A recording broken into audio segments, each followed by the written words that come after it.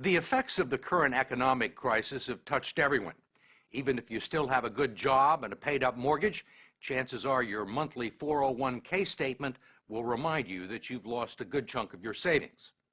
Trillions of dollars have evaporated from those accounts that have become the prime source of retirement funds for a majority of American workers, affecting their psyche and their future. If you're still young enough, there's time to rebuild and recover. But if you're in your 50s or 60s or beyond, the consequences can be dire. And it's drawing attention to the shortcomings of a retirement system that's jeopardized the financial security of tens of millions of people. Good morning. Good morning. It was called a career fair, but there was no merriment here, only a whiff of desperation. Do you have any openings in the IT industry? Many of these people had been out of work for months and burned through their liquid asset. Alan Weir, who turned 60 this month, showed us his latest 401k statement, which he hadn't had the courage to open up. I'm afraid. You're going to open it now? You want me to? Let's do it. There's good reason for his trepidation. Nearly half of his life savings have vanished in a matter of months. It went down again. How much are you down overall? About $140,000. Do you think you'll ever get it back? I'll probably never see it come back.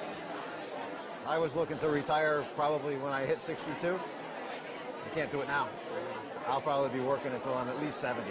I'm a Microsoft Office diva. Until she lost her job, Kathleen Coleman had spent nearly 30 years working as an executive assistant on Wall Street. She doesn't have much to show for it. Tell me about your 401k. Does this answer the question? This is what it was in 2005. 2007, you're down below 2005. Right. Another one went down almost $40,000. One was Right. 88,000, and then it went down to like 50. In Dearborn, Michigan, Terry and Donna McNally are barely holding on. He lost his sales job in August. The condo they bought 15 years ago is worth less than their mortgage, and 40% of his 401k retirement savings is gone. Donna is the main provider now. Are you here for Joan? Yes. Terry considers himself fortunate to have found part-time work greeting the bereaved at a funeral home and making lattes at Starbucks. There you go. Where colleagues young enough to be his grandchildren have taken him under their wing. What's the hardest part? I'm no longer sitting in a computer or driving in a car to a call. Do you think you'll ever be able to retire? I don't see that day. Can no longer see that day. What kind of a retirement plan allows millions of people to lose 30 to 50% of their life savings just as they near retirement? David Ray, president of the Profit-Sharing 401k Council of America and a lobbyist for the 401k industry, says it's one that empowers people to make their own investment decisions. 401k is the absolute best way people can save for retirement. They absolutely are the best retirement vehicle we have. How can you say it's the best available if it has let down tens of millions of people at the time they need the money the most? That's not a 401k problem. That is our entire investment system. This is about the markets went down for everybody. Nobody was saved in the current thunderstorm. Ray says that many people still have more money in their 401ks than they've actually contributed. He says everyone had multiple investment options, including low-yield guaranteed returns, and he believes people who lost money have no one to blame but themselves. In America, it's a society based on freedom and choice and personal responsibility. We need to help them understand these responsibilities and execute them to the best they can. 401k is part of that. There are no guarantees. What about the people who are 63 or 64? A lot of those people were thinking about retiring. Well, and now they aren't. Well, I mean, a lot of them were retired and have to go back into the workforce. Well, but that was not a 401k problem. That's an investment system problem. The markets go up and down, and if those people chose to take equity risk, there was a logical outcome. But in fact, the 401k plans that have become the primary source of retirement income for 60 million Americans were never designed to be retirement plans in the first place. They were created in the late 1970s as a savings plan and tax shelter for ordinary Americans. The idea was that workers would make voluntary contributions and employers would match a portion of them. The taxes would be deferred until the employee reached the age of 59 and a half. It was supposed to supplement the two traditional income streams for retirees, Social Security and pensions, one leg of a three-legged stool that would support American workers into their golden years. But it didn't turn out that way. The three-legged stool, if you will, has gone to two legs, and it's wobbly, and it's wobbling, and I'm not sure that it's going to support anything. And that's the scary part, and people are afraid. Brooks Hamilton has helped design retirement plans for some of the country's largest corporations. He says 401ks turned out to be so much cheaper than funding pensions that many companies decided to freeze their pension plans and replace them with 401ks.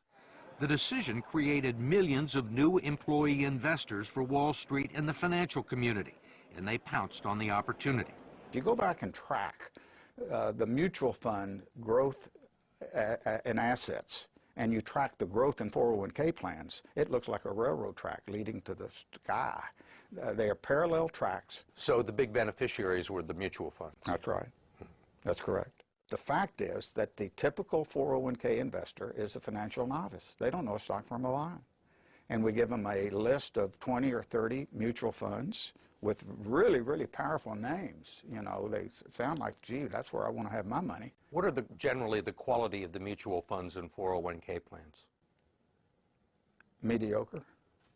I'm going to be real honest with you. With half the funds on the list, really dogs, what people would characterize as dogs, shouldn't be on the list to start with. There clearly has been a raid on these funds by the people of Wall Street, and it's cost the savers and the future retirees a lot of money that would otherwise be in their account, independent of the financial collapse. Representative George Miller of California is chairman of the House Committee on Education and Labor and a staunch critic of the 401k industry, especially its practice of deducting more than a dozen undisclosed fees from its clients' 401k accounts. Now you got a bunch of economic wizards jumping in and taking money out of your retirement plan, and they don't want to tell you how much. You can't decipher it in simple English, and they're not interested in disclosing it or having any transparency about it. And most of the people that look at their 401ks have no idea that these fees are being taken out. No. Where would you find it? Where would you find these fees in this prospectus? You can look on any page you want, and when you're all done reading it, and you will find some of the fees and the commissions here, but you won't find them all, and I bet you won't find half of them.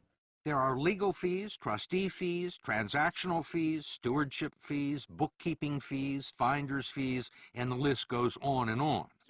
Miller's committee has heard testimony that they can eat up half the income in some 401k plans over a 30-year span, but he has not been able to stop it. We tried to just put in some disclosure and transparency in these fees, and we felt the full fury of that financial lobbying. David Ray, a lobbyist for the 401k industry, says he favors disclosing the fees, but his partners in the financial industry don't. You think most people know these fees exist? I think they know that there are fees. They don't know exactly how large they are. Why do you think the financial services industry is opposed to fee transparency?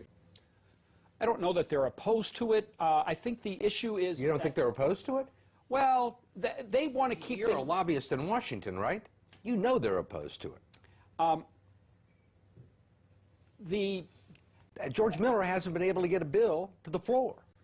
I think they want to keep the systems as simple and not make changes.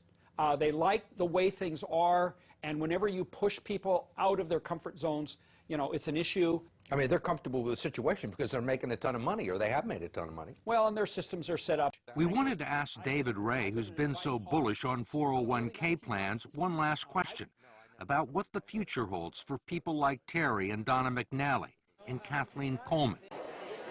Need a babysitter? Most of the people that we've talked to are 50 and 60 years old, Right. and have sustained these losses, say there is no way they're ever going to make them back. Right. Do you agree with that? I think we have to be truth tellers.